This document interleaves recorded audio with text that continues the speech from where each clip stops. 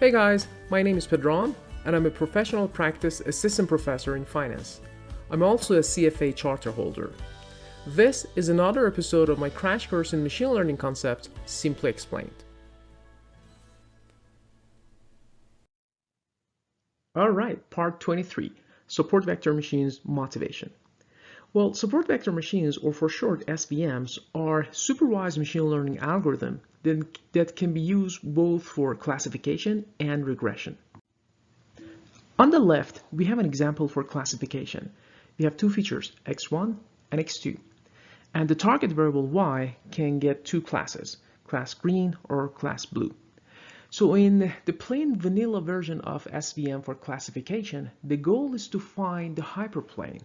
Let's say this red one. The hyperplane that gives us the largest margin to make classification.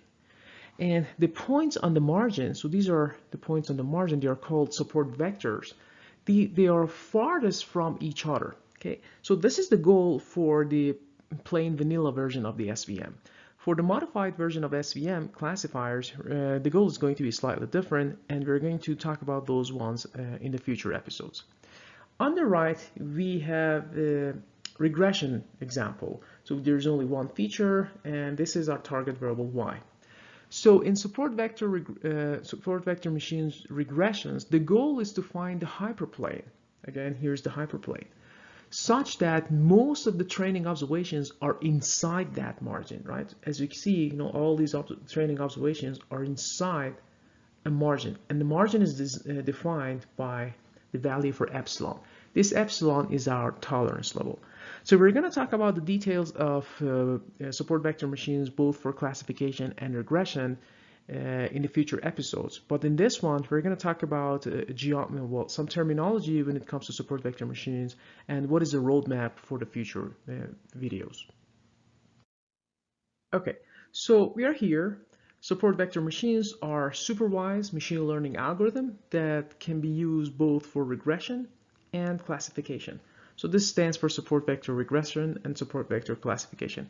In general, we're going to call them support vector machines. And why do we call them machines? Because depending on different kernels that we're going to use down the road, we come up with different models, we come up with different machines. And so later on, we're going to talk about those kernels and what do we mean by kernel and support vector machine. Okay, if you want to get a good grasp of support vector machine algorithm, I highly encourage you to watch the videos in the following order. So starting with part 23, which is this video, we're going to talk about the SVM geometry. We're going to clear some terminology first, and then explain why support vector machines are generally powerful models out there. Then in part 24, we're going to talk about the idea of hard margin and soft margin. For hard margin, we're going to look at maximum margin classifier, MMC, and for the soft margin, we're going to look at support vector classifiers, SVC. Then in part 25, we're going to expand the idea of soft margin by adding the kernel trick to that. So that general model, we're going to call it support vector machines for classification. In part 26, we're going to use support vectors for regressions. So we call it SVR, support vector regressors. And finally, in part 27, we will be talking about multiple class classification, SVM pros and cons, and SVM applications in finance.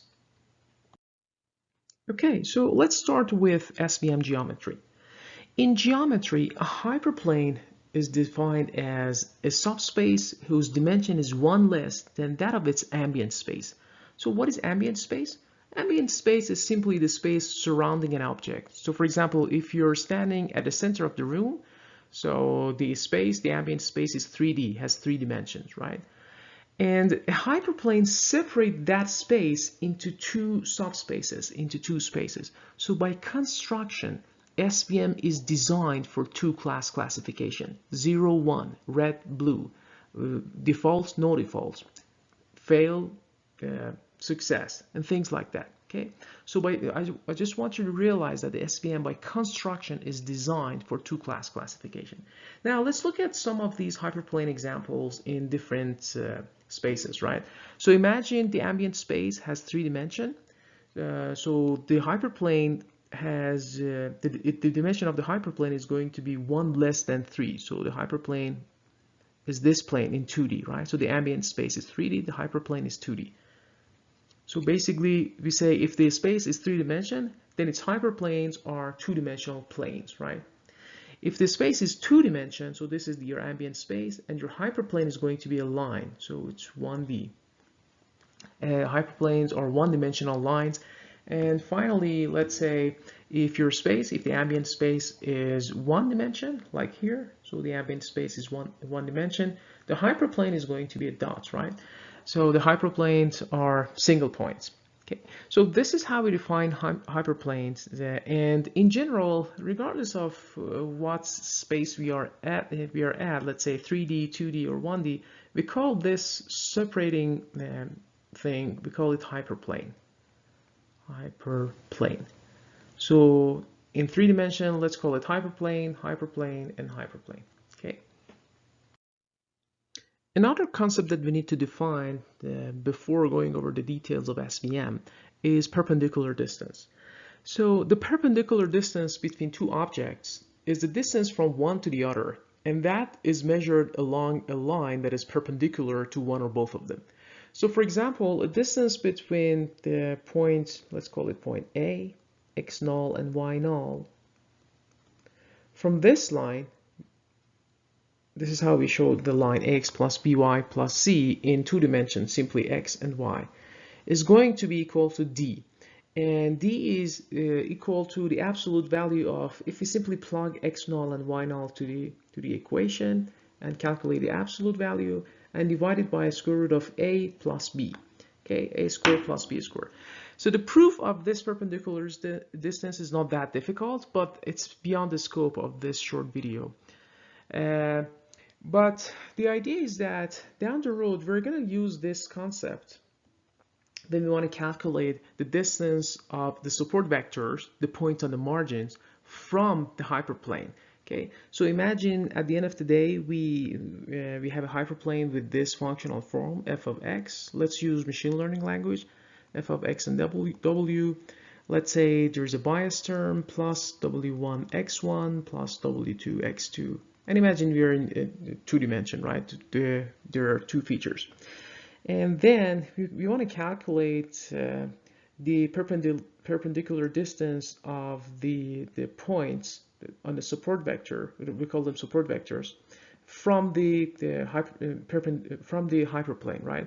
So let's say we have something like this, and these are our support vectors on the margin, and this is our hyperplane. We want to calculate this perpendicular distance. Okay. We're going to see that using this equation, it will be equal to the absolute value of f hat. This is what we're trying to estimate at the end of the day. Basically, the x and w divided by w1 squared plus w2 squared. So if you remember, this is simply the L norm, the L2 norm of this vector, right? So basically, length of a vector using L2 norm. And when we are trying to drive the optimization problems for support vector machines in the future lectures, this is going to become handy.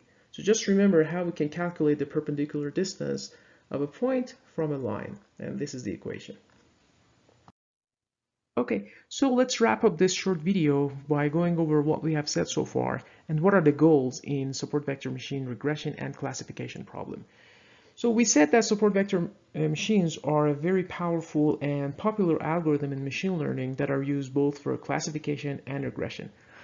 In classification, the goal is to, find the hyperparameter that basically is able to make the classification in the test set, right? So let's say, what are the options? So for example, this is a hyperplane. This is option number 1. Let's say this is the black line is our hyperplane, and the blue dashed lines are the margins, right? So this is one option.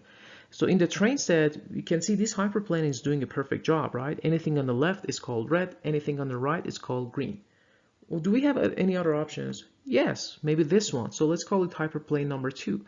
Anything above hyperplane number 2 is green. Anything below that, it's red, right? And what else? So maybe we can have this hyperplane number 3. And anything to the left of it is class red, anything to the right of it is class green, right? But we know that all these hyperplanes, 1, 2, 3, and etc., are doing a perfect job in this very simple example, right? In the train set.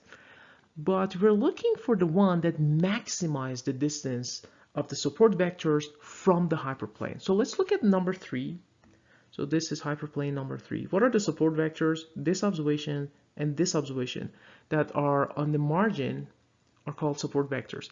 So the goal is to find the hyperplane that maximizes the distance, the perpendicular distance of the supporting vectors, these 2 points, from the hyperplane, right? And so why we care about maximizing that margin? So why do you think that we care about maximizing that margin?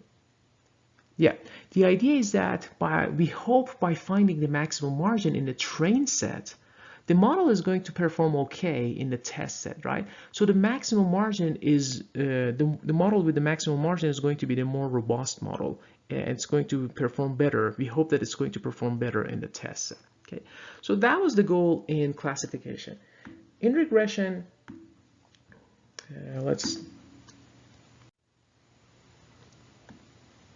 the goal is to find a hyperplane. Let's say this is in our regression setup, x and y. The goal is to find a hyperplane that the majority of the observations are within the margin from the hyperplane, right? So for example, this can be a good answer, right? So, and this one with this margin is not a good hyperplane, right? Because we don't have observations within the margin. And we define that margin with the term epsilon. We're going to talk about this epsilon later on, right? These are the plain vanilla version of the support vector machines, both for regression and classification, okay? All right. I hope we have a good understanding of what we are trying to do using SVM. So at the end of the day, we want to find the hyperplane both in classification and the regression. So at the end of the day, we have a f hat of x and w, right? So there's a formula for that, which basically is going to tell you what is the hyperplane, right? And then there's a formula for this, for regression, f hat of w and x, or x and w, really doesn't matter. That this is basically our regression hyperplane, right? So with that, we can make predictions. So for example, if I have a new observation here for classification on the left-hand side, the yellow one, and I use this model, the model is going to tell me that the class is green. And if I have this new observation in the regression, on the right-hand side in the regression, the model is going to tell me that, okay, this is going to be the predicted value. This is going to be the predicted value for that regression model. Okay. So this was the motivation part of the SVM. In the next videos, we're going to talk about the details of how we are going to actually how the computer is going to find these hyperplanes. So what do we need for that? Until the next one, take care. See you in the next one.